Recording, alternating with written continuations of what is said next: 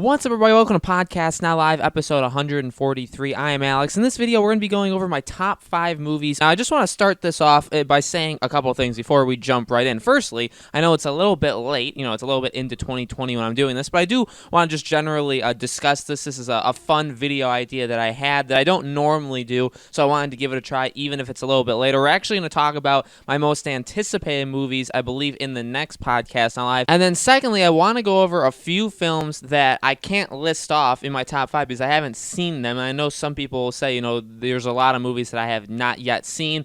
These movies, you could say, how could you have not watched them, going through this year? But 2 of them that I definitely have a lot of interest, or actually I believe 3 of them, is Knives Out, Once Upon a Time in Hollywood, and Joker. Those are 3 movies that I have not yet seen. All 3 of them I definitely want to see, but none of them are going to make my list, obviously, because I have not yet seen them. They probably, I don't know, from what I've heard from all of them, I'm sure 1 or 2 probably would have made the list. And I definitely want to hear from you guys as well in the comments. What are your top movies of the year? What's your least favorite movies of the year as well? I believe I saw over 20 films this year, so we're going to go from 5 to number 1. This is very, I think, fanboyish, and you're going to find out as I go through these movies. But number 5, I have Avengers Endgame. I have seen this in a lot of people's lists. I think it does merit being on it. Again, I don't, if I watched all 3 of those films that I wanted to watch, I don't know if this is a movie that gets pushed out. Maybe it is, but the cinematic experience of Endgame is what makes it so special. And to be honest, again, just like Infinity War, we've never truly seen something like Endgame ever happen, and I honestly don't think we ever will again. Endgame was definitely a much more flawed movie. Infinity War is by a mile the better of the 2, in my opinion. Now, maybe you liked Endgame more. Definitely a lot of fan service, which I loved. I loved all the fan service. I loved a lot of moments. I loved all of the acting. There's so much to like in Endgame. Definitely that ending, the last maybe 45 minutes of that movie. Huge spectacle. And again, seeing it in an audience and at the theater, everybody clapping and applauding and screaming when characters came back and all of that stuff. You'll never get that again. And you'll also just never get that by watching it at home, right? If you just watch on your TV, you're never going to get that experience again. So really, the experience of seeing Endgame, I think, should make it on elevate it to anybody's top list of the movie of a movie of 2019. Because even if the movie does have a lot of problems, and it definitely does, I think overall still seeing it in a group is still an absolute amazing experience, and I honestly don't believe we're going to have that for a very, very long time, if ever. Number 4, this one's probably controversial, is Spider-Man Far From Home. I actually really, really loved this movie. Now, I've only seen it the one time in theaters, but I thought it did everything it needed to do. Again, are there problems with it? Yeah, absolutely. And I think you could probably say there's problems with every movie on the list. There's probably problems with every movie that's come out this year. I just really liked it. I think this is more of just a me thing. I really love Tom Holland and Zendaya's chemistry. I thought that was absolutely amazing. I think they both crushed. I think Zendaya specifically carried every scene she was in, carried every scene that the 2 of them were in together. But just solid overall story. Kind of the fall, or what happens right after Endgame. What is this kind of Marvel Cinematic Universe like without Tony Stark? And it's just fun. It was a fun adventure. Again, was it deep? Is Mysterio as good as Vulture? No, and I don't think a movie is overall, it doesn't have all these complex layers to it, but I think just overall it's a really enjoyable time. It's got emotion, it's got laughs, it's got action, it's got a pretty good story, I think overall. It's got a pretty solid tale of Mysterio. It's got a really good ending, so I think overall it checked every mark. Maybe it's because of that too. I didn't go in expecting it to be the greatest thing in the world. I didn't expect it to be far better than Homecoming. I just wanted a really solid movie. And I'm definitely a bigger fan, and always have been, of the Tom Holland Spider-Man portrayal than any of the other Spider-Man movies we've gotten so far,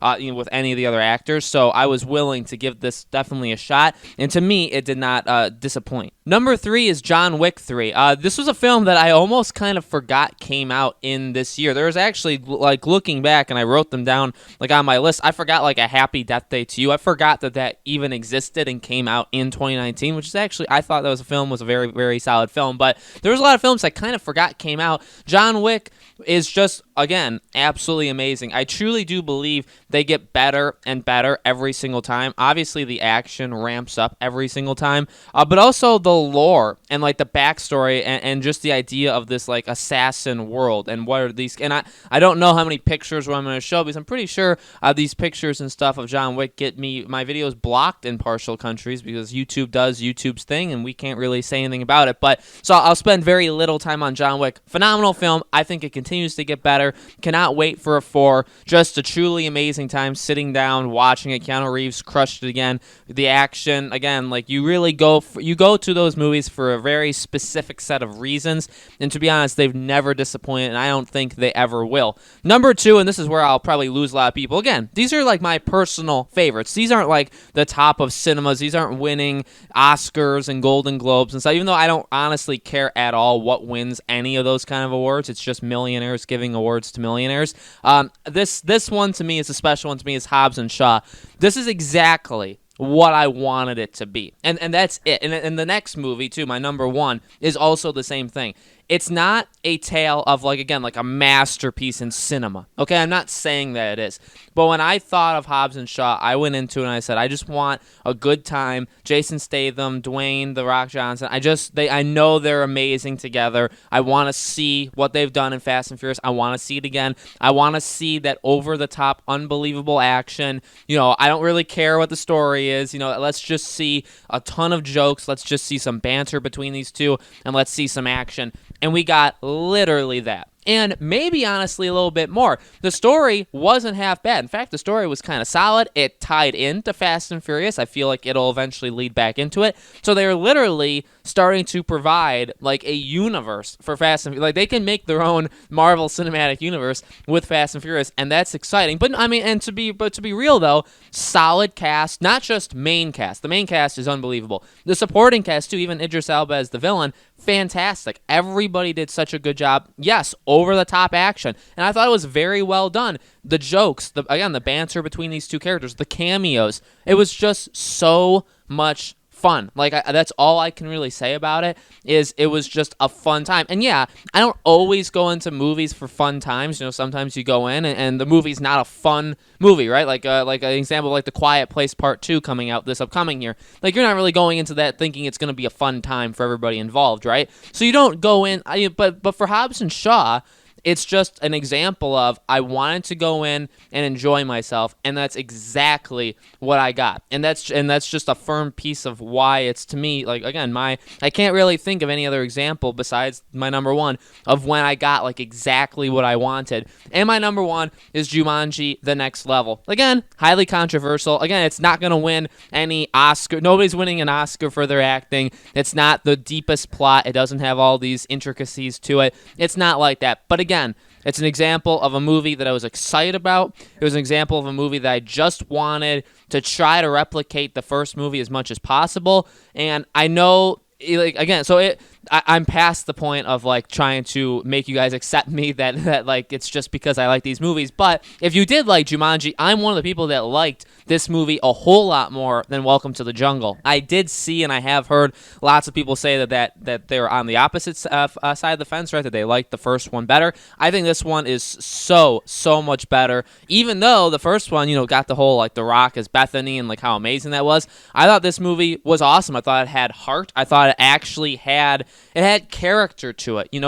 I think I saw, the A-list actors, I saw them more as their college counterparts. That's who I saw them more as. And I think it made them feel more real. So, although, again, it was actiony, it was hilarious, and you're not supposed to take it all that seriously. It did have, like, a layer underneath it that did make it a little bit deeper, and you got to respect it for that. Even if maybe you thought the first one was better, I think this movie did a very, very good job. And again, just like I wanted it to, I was really hoping that it could capture the magic of the first one again, and that's exactly what it did. It did not fail me. In fact, it was even better, and I have so much hope for the final one to do whatever it's going to do. I'm sure it's going to do great. So that, again, just an example of me setting my expectations expectations and the movie just hitting everything I wanted to see from that specific movie. Not necessarily I want to see what I want to see from every movie I ever go to the cinemas to see,